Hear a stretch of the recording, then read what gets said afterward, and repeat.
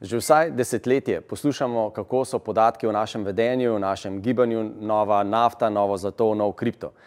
Jasno je, da se vprašamo, kje je zdaj to zlato in kje je ta nafta. No, z drivom, pa ne samo z drivom, tudi z vsemi drugimi predelavami podatkov, ki vplivajo na naše življenje, vsak dan že živimo. Ampak z drivom so se pa podatki, en delček teh podatkov o našem gibanju pred nas postavili popolnoma novi obliki.